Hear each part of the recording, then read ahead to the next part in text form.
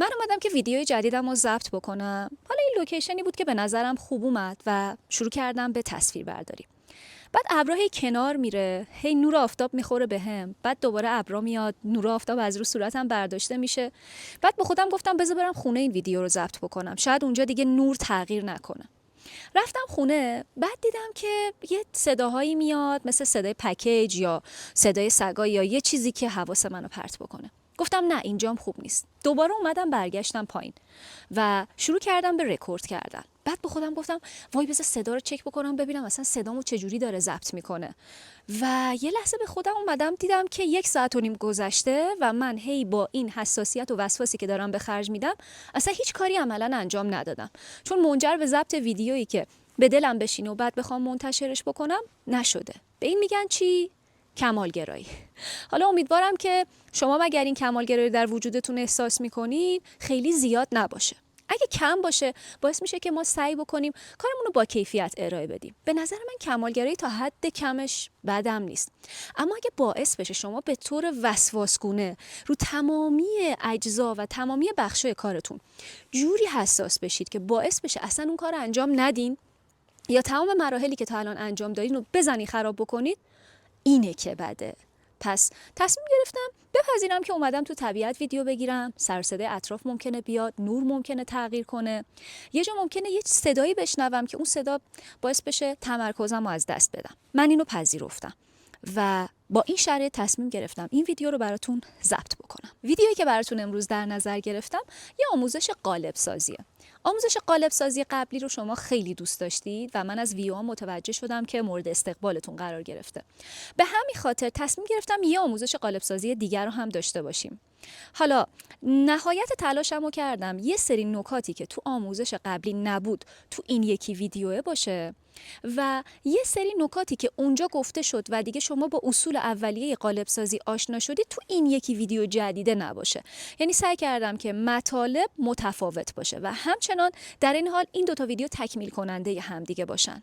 تو ویدیو اول من خب با مقوا حوضچه ساختم، توی این ویدیو میخوام یه مقدار متفاوت ترش بکنم. تو ویدیو قبلی من گفتم که دستگاه وکیوم دارم و برای از بین بردن حبابا از دستگاه وکیوم استفاده میکنم. اما تو این ویدیو با توجه به اینکه خیلیاتون گفتین یا دستگاه وکیوم ندارین یا دستگاه وکیوم قیمتش خیلی براتون زیاده، چون فکر میکنم الان حدوداً 14-15 میلیون باید هزینه بکنین که یه دستگاه وکیوم داشته باشین.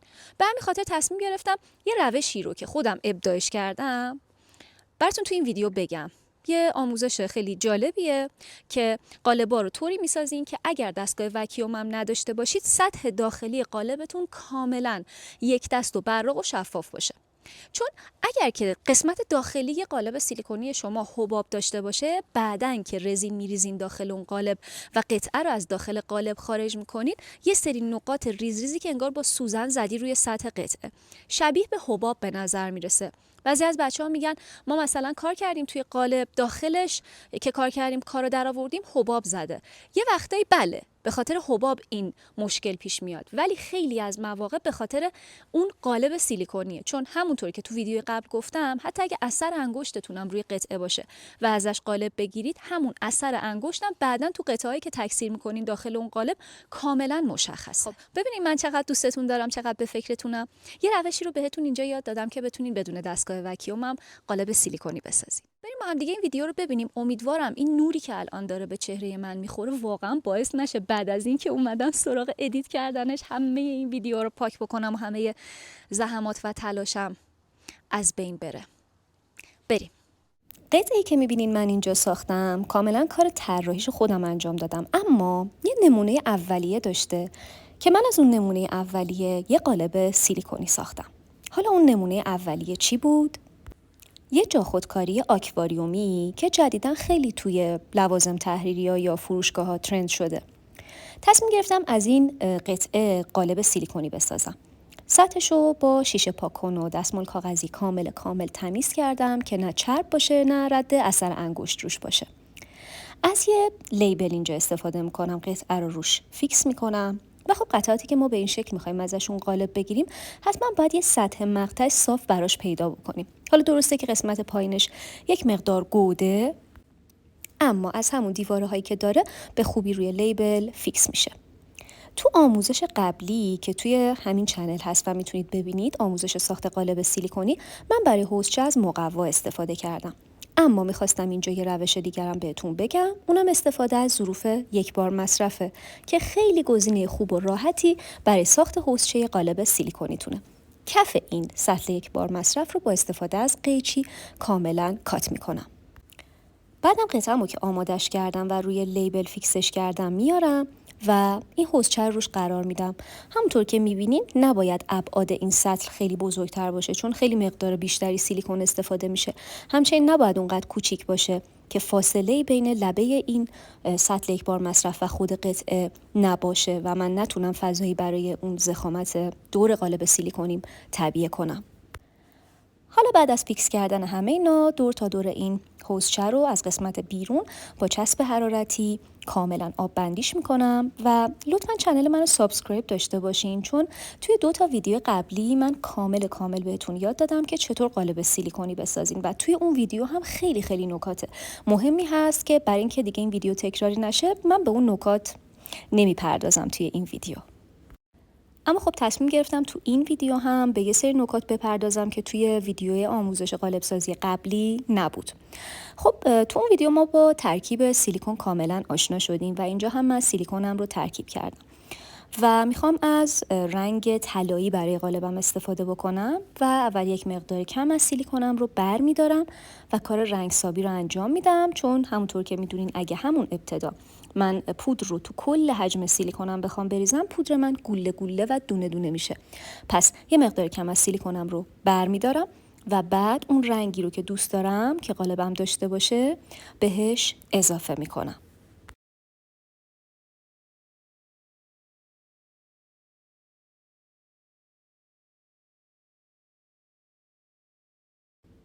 اونقدر همش میزنم تا کاملا این دونه ها باز بشه و حالت گوله نداشته باشه.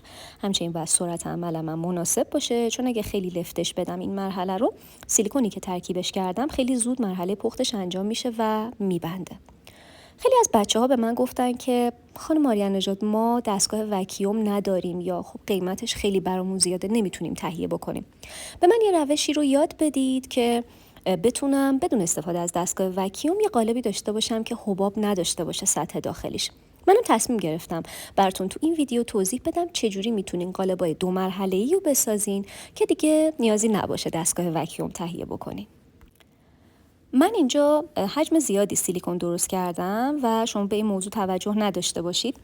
اگر که دستگاه وکیوم ندارید و مثل من اینجا نمیتونین سیلیکونتون رو وکیوم بکنید، براتون اینجا روشای اجراشو کامل توضیح دادم. کاری که انجام میدم اینه که بعد از اینکه سیلیکونم رو ترکیبش کردم، اول حوضچه‌مو میارم و اول یک مقدار سیلیکون میریزم روی قطعه‌ام. اینجا رو کاملا دقت کنین. همونجور که میبینین حباب‌ها اینجا کامل مشخصه. اما چون که من میخوام فقط کل قطعه‌ام رو سیلیکون بپوشونه و این لایه پوشش خیلی نازک خواهد بود. حالا چرا؟ در ادامه خودتون میبینین. من اینجا کل سیلیکونم رو نریختم. من فقط یک مقدار روی قطعه‌ام سیلیکون ریختم که به اندازه شاید 1/3 میل یا 1/5 میل ضخامت روی قطعه من رو بگیره. حالا باید بعد از اینکه این کار رو انجام دادم 4-5 ساعت صبر کنم که این لایه خیلی نازک خشک بشه. چه اتفاقی میفته؟ حباب ها فرصت اینو دارن که از روی این لایه نازک بخوان بیان بالا و بعدم در مجاورت هوا بترکن. اینجوری شما یه لایه پرایمر شده با سیلیکون دارین که دیگه حتی اگه توی لایه بعدی هم حباب داشته باشید، توی ظاهر داخل قالب شما و خروجی کار شما هیچ تأثیری نخواهد داشت. خب من چون سیلیکونم رو وکیوم کردم نیازی نبود که صبر بکنم. اگه شما دستگاه وکیوم نداشتید 4-5 ساعت صبر بکنید تا اون لایه نازک کامل خشک بشه. حالا فکر کنین که مثلا من اینجا 4-5 ساعت صبر کردم و مجددا سیلیکون درست کردم اضافه کردم. اگه بخواین 2 مرحله کار بکنین، اول باید خیلی کم سیلیکون درست بکنین. وقتی که کاملا اون لایه نازک خشک شد مجددا حجم بیشتری سیلیکون درست بکنین و روی این لایه کاملا سیلیکونتون رو اعمال بکنین تا جایی که حداقل نیم سانت از قطعه شما سیلیکونتون ارتفاع بیشتری داشته باشه که استحکام کافی حتما داشته باشه. برای تست ضخامتش میتونین یه خلال دندون رو از قسمت بالا بزنین داخل سیلیکونتون، ببینین چقدر فاصله داره تا به قطعه برخورد بکنه. کامل میتونین حسش بکنین. حالا من یه بار دیگه هم با تفنگ حرارتی فیکسش کردم که چون حجم زیادی سیلیکون داشت گفتم یه وقتی نشتی نده. با قیچی قسمت بالا رو برش میزنم. خیلی هم راحت میتونم خارجش بکنم از این حوضچه پلاستیکی که هیچ زحمتی هم برای درست کردنش نکشیدم دیگه، اینو از فروشگاه گرفتم. حالا دور تا دورش رو باز میکنم، از قسمت پایینم درش میارم. بچه ها حتما چنل رو سابسکرایب داشته باشین چون ممکنه که گم بکنین اطلاعات ویدیوها رو. حالا من توی دیسکریپشنم براتون مینویسم، میتونید لینک ویدیو قالب سازی اول رو هم داشته باشید، اونم خیلی آموزش کاملیه. خیلی خوب، حالا قطعه‌ای که ازش قالب گرفتم میخوام از داخل این قالب سیلیکونیم خارج بکنم و بعد از اون این قالب من آماده هستش که بخوام با رزین تکثیرش کنم. اول ویدیو بهتون نشون دادم که چه کاری ساختم. اگه دوست داشته باشید که اون کار دریایی قشنگم بهتون یاد بدم تو کامنت برام بنویسین. اگه دوستش داشتید توی آموزش بعدی سعی میکنم که اون طرح دریا رو بهتون یاد بدم، چون تجربه ثابت کرده اون کاری که خودمون طراحیشو انجام میدیم همیشه خیلی قشنگتر و زیباتر از کار آماده و بازاریه. خب بریم که سطح داخلی قالبمون رو ببینیم. البته قبلش من کار دورگیری رو انجام میدم، قیچی رو تو زاویه 45 درجه قرار میدم، یه قسمتایی بالاتر قرار گرفته. سعی میکنم که قالبم رو ترازش بکنم، چون تراز بودن میز کارتون خیلی مهمه بچه ها. این نکته رو اینجا بگم، اگه میز کارتون کج باشه در نهایت قالب شما هم یه انحنا خواهد داشت، یه زاویه مورب خواهد داشت و اگر شما هدفتون این باشه که بخواید قالب سیلیکونی بسازید، تولید بکنید و بفروشید، بعداً میرسه به دست کسی که حالا یا میز کارش یه شیب دیگه‌ای داره یا میز کارش تراز نیست. در نتیجه هر قطعه‌ای که میسازه رزینم توش کج میشه و تراز بودن میز کار برای ساخت قالب سازی خیلی خیلی مهمه. این نکته رو حتما در نظر بگیرین. اینجوری قالبی خواهید داشت که از هر جهت یه ضخامت داره، استیبله و کاملا مناسب هستش که بخواین اون قالب رو اصلا بخواین به فروش برسونین.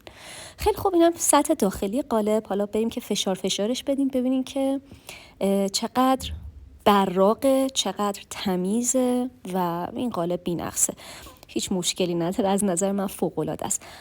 و خب حالا من اینجا چند تیکه از مراحل اجرای اون کار دریایی قشنگ رو میخوام بهتون نشون بدم. امیدوارم که ببینید و لذت ببرید. چند تا سکانس از اون کار هستش، اگه دوست داشتید حتما تو کامنت ها برام بنویسید. هم تکنیک اجراشو بهتون یاد دادم، هم خیلی جذابه، هم خروجی کار خیلی خیلی بی‌نظیر شد. حالا اینجا کارش تموم شده. برای اینکه این ویدیو خیلی طولانی نشه من آموزشش رو اگه دوست داشته باشید جدا براتون ضبط میکنم. و اینم همون کاری هستش که من از همین قالب طلایی رنگ گرفتم. من که خودم خیلی این کار رو بیشتر دوست دارم، فکر میکنم که روح داره و امیدوارم که شما این کار رو دوست داشته باشید.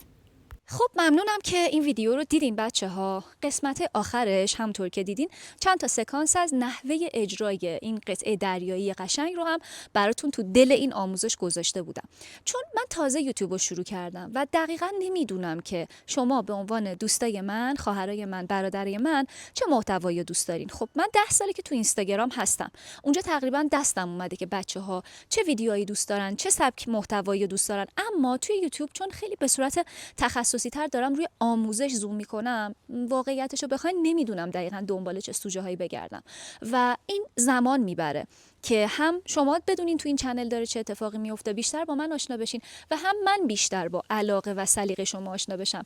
پس کامنتاتون خیلی میتونه بهم کمک بکنه. جدی میگم به خدا، من اونجوری نیستم که کامنتاتون رو نخونم. من همه کامنتاتون رو میخونم. وقتی به یه موضوعی زیاد اشاره میکنید همیشه تو ذهنم هست که اون موضوع رو پوشش بدم. مثل ویدیو قبلی که گفتین کار با قالب سیلیکونی و کار با سیلیکونی یادمون بدین، در صورتی که دستگاه وکیوم نداشته باشیم من بتونیم قالب بسازیم. پس ممنون میشم که برام کامنت بذارین. چنلم هم سابسکرایب کنین. لایک هم یادتون نره. من دیگه برم. خداحافظ.